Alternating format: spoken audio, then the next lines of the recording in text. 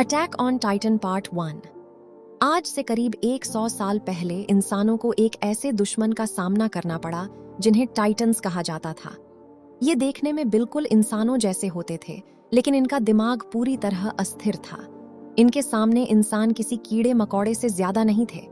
धीरे धीरे इन टाइटन्स ने पूरी पृथ्वी से इंसानों के अस्तित्व को मिटाना शुरू कर दिया। लगभग सारे शहर और गांव बर्बाद हो चुके थे और इंसानों की संख्या बेहद कम रह गई थी। आखिरकार बचे हुए लोगों ने खुद को बचाने के लिए 3 विशाल दीवारें बनाईं, वॉल मारिया, वॉल रोज और वॉल सीना। इन दीवारों के अंदर इंसान पिछले 100 सालों से शांति से रह रहे थे। टाइटन्स अब उनके लिए सिर्फ एक पुरानी कहानी बन चुके थे। इसी जगह हम मिलते हैं एरन, आर्मीन और मिकासा से। एरन बाकी लोगों से बिल्कुल अलग था। उसे दीवारों के अंदर बंद जिंदगी पसंद नहीं थी। उसका सपना था कि वो एक दिन दीवारों के बाहर की दुनिया देखे। एक दिन एरन अपने दोस्तों को बताता है कि उसने दीवार से बाहर निकलने का प्लान बनाया है। तीनों चुपके से वॉल मारिया के पास पहुंचते हैं, लेकिन इससे पहले कि वो कुछ कर पाते, स्काउट सैनिक उन्हें पकड़ लेते हैं। तभी उनका परिचित सौदा उन्हें बचा लेता है। सौदा उन्हें समझा ही रहा होता है कि अचानक पूरी जमीन कांपने लगती है। जब सब लोग ऊपर देखते हैं तो उनके होश उड़ जाते हैं। सालों बाद पहली बार एक टाइटन वापस आया था, लेकिन ये कोई आम टाइटन नहीं था।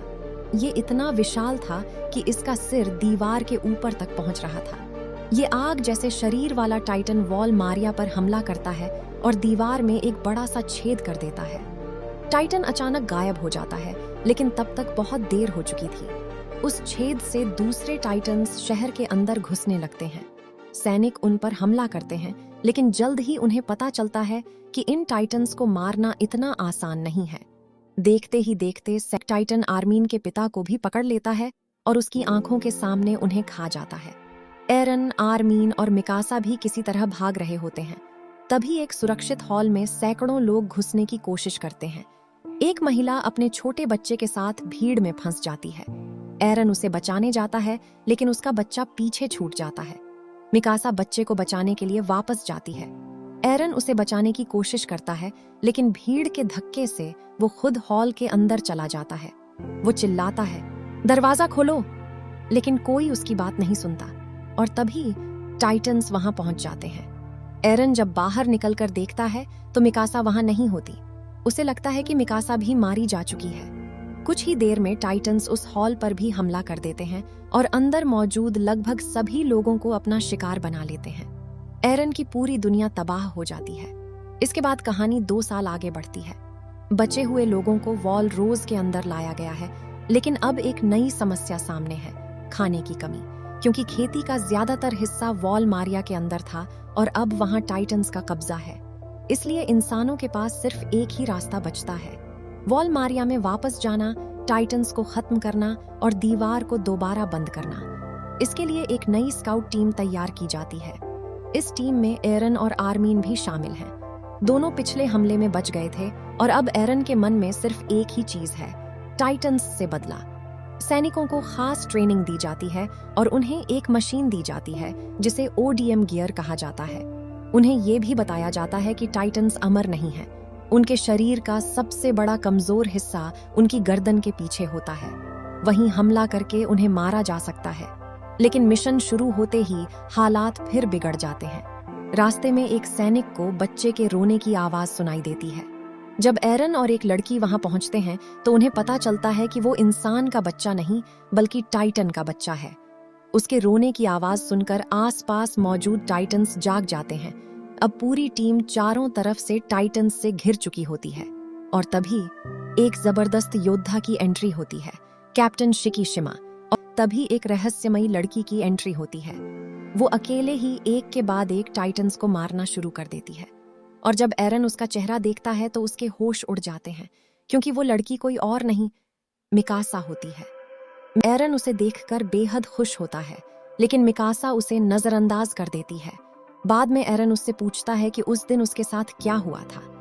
मिकासा बताती है कि उसे और उस बच्चे को एक टाइटन ने निगल लिया था, लेकिन कैप्टन शिकी शिमा ने दोनों को बचा लिया।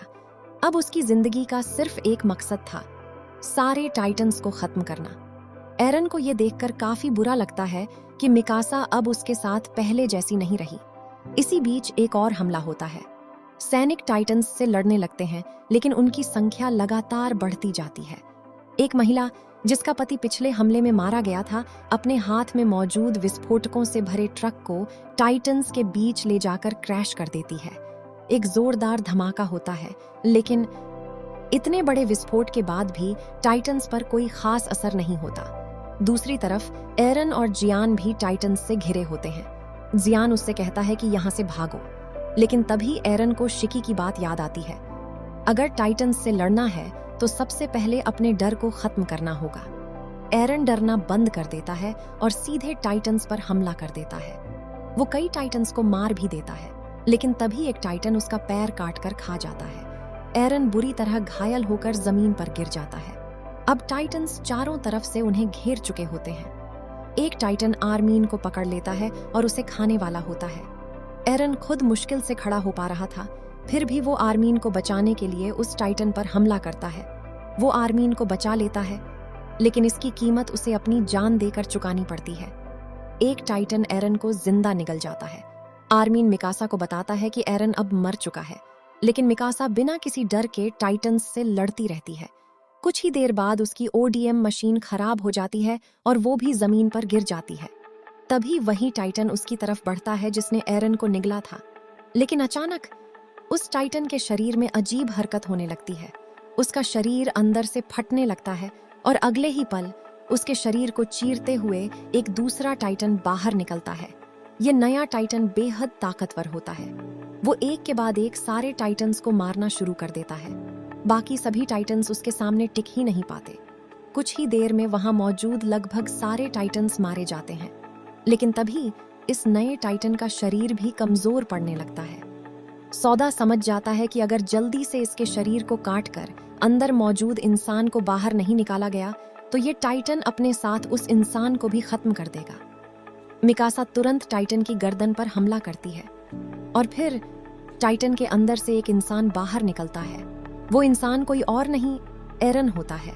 सबके होश उड़ जाते हैं, क्योंकि एरन के कटे हुए हाथ और पैर भी वापस आ चुके होते हैं। इसका मतलब साफ था, एरन सिर्फ इंसान नहीं था, उसके अंदर एक टाइटन की ताकत थी। लेकिन सवाल ये था कि एरन आखिर टाइटन कैसे बना? उसे ये शक्ति मिली कहाँ से? क्या वो अपनी इस ताकत को कंट्रोल कर पाएगा? क्या मिकासा और एरन के बीच पहले जैसा रिश्ता वापस आएगा? और सबसे बड़ा सवाल, क्या एरन इंसानों को बचाएगा या खुद इंसानों के लिए सबसे बड़ा खतरा बन जाएगा? इन्हीं सवालों के साथ अटैक ऑन टाइटन पार्ट 1 यहाँ खत्म होता है। अगर आपको इसका पार्ट 2 देखना है तो वीडियो को लाइक कर देना और चैनल पर पहली बार आए हो तो सब्सक्राइब जरूर करना।